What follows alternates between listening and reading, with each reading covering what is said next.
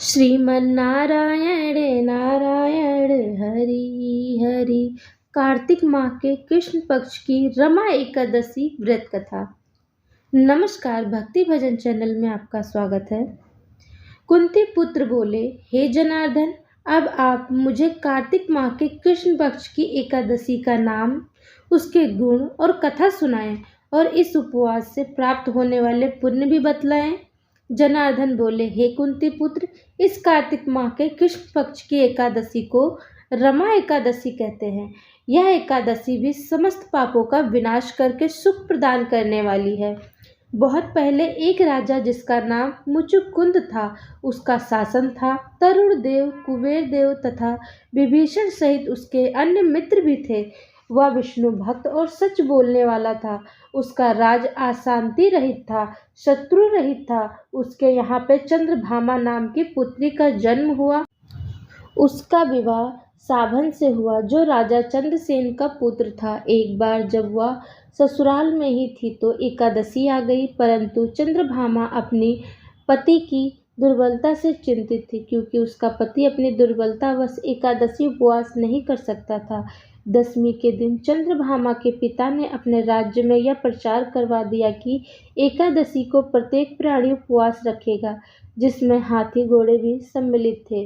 चंद्रभामा का पति भयभीत हो अपनी पत्नी के पास आया और बोला, हे प्रिय, मैं अति भयभीत हूँ, क्योंकि अपनी दुर्बलता के कारण मैं तुम्हारे पिता के आदेश का कैसे पालन करूँगा, क्योंकि उपवास करने से तो मेरी मृत्यु निश्चित है। तब चंद्रभामा बोली, हे स्वामी, आप अन्यत्र कहीं चले जाएं ताकि आप भोजन ले सकें। यहाँ पर तो आपको उपवास करना ही पड़ेगा। यह सुनकर दृढ़चित्त होकर शोभामान बोला, हे प्रिय, अब तो मैं अवश्य ही उपवास करूँगा, परिणाम चाहे जो भी हो। ऐसा सोचकर उसने एकादशी का उपवास किया तो वह क्षुधा प्यास से पीड़ित हो तड़पने लगा। सूर्यास्त के पश्चात वह रात्रि भर भूख प्यास से छटपटाता रहा और अगले दिन सूर्योदय से पूर्व ही इस संसार से चल बसा।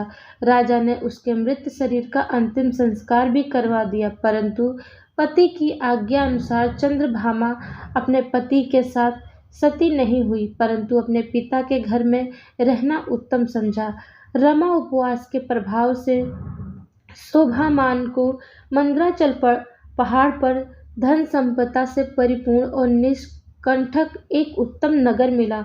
उसके महल में अति सुंदर स्वर्ण रत्न जड़ित खंभे थे। वहां पर वह स्वर्ण तथा मणियों के सिंहासन पर सुंदर वस्त्र तथा आभूषण से युक्त बैठा हुआ था। वस्त्र भूषण से लदी अप्सराएं उसकी स्तुति कर रही थी। सिंहासन पर विराजमान शोभायमान दूसरा इंद्र प्रतीत हो रहा था। मुचुकुंद नरेश के राज्य में रहने वाला सोम शर्मा ब्राह्मण जब तीर्थ यात्रा करते हुए उस पर्वत पर घूम रहा था तो उसने शोभान को यह देखा तो वहां उसके पास गया। शोभान उसको देखकर सिंहासन से उठ खड़ा हुआ और उसने सोम शर्मा से अपने ससुराल और पत्नी चंद्रभामा की कुशल क्षेम पूछी। सोम शर्मा बोला, हे राजन, हम सब ठीक ठाक हैं, चंद्रभामा भी कुशल है। अब तो आप अपना हाल बतलाएं। मुझे यह बहुत आश्चर्यजनक लग रहा है कि आपकी यह नगरी अति सुंदर है। पहले कभी भी मैंने ऐसी नहीं देखी। आप यहाँ किस प्रकार पहुँचे? शोभान व नरेश बोला, हे ब्राह्मण देव, यह सब कार्तिक माह के कृष्ण पक्ष की रमा एकादशी के उपवास से संभव हुआ है। उसी के पुण्य प्रभाव से मुझे यह अति उत्तम नगरी प्राप्त हुई है, परंतु यह अध्रुव है। यहाँ सुनकर सोम शर्मा बोला, हे नरेश, यह ध्रुव अथवा अध्रुव क्यों कहकर होता है, या आप मुझे समझाएं। इस पर शोभान ने बताया कि उसने यह उपवास अनिच्छा से किया था, उस कारण की ही यह नगरी मुझे मिली है। अगर आप यहाँ सब मेरी पत्नी चंद्रभामा से जाकर कहेंगे तो वह इसको अपने पुण्य प्रभाव से ध्रुव बना सकती है। ब्राह्मण सोम शर्मा ने अपने नगर में आकर सारा हाल चंद्रभामा को सुनाया। राजपुत्री चंद्रभामा ने सारा हाल सुनकर कहा, हे ब्राह्मण पुत्र, आप सब कुछ स्वयं देखकर आए हैं या कोई स्वप्न की बात मुझे बतला रहे हैं? सोम शर्मा ने कहा, हे राजपुत्री, मैंने तुम्हारे पति शोभान को तथा उस स्थान को स्वतः ही देखा है, परंतु वह स्थान अभी अध्रुव है। तुम कोई ऐसा उपाय करो कि वह ध्रुव हो जाए। राजपुत्री चंद्रभामा ने कहा, हे सोम शर्मा, तुम मुझे उस स्थान पर ले चलो। मैं अपने पति को देखना चाहती हूँ। मैं अपने पुण्य प्रभाव से उस नगरी को ध्रुव बना दूंगी। चंद्रभामा के वचनों को सुनकर सोम शर्मा उसको मंदराचल पर्वत पर वामदेव के आश्रम में ले गया। वामदेव ने उसकी कहानी सुनकर मंत्रोच्चारण से चंद्रभामा का अभिषेक किया।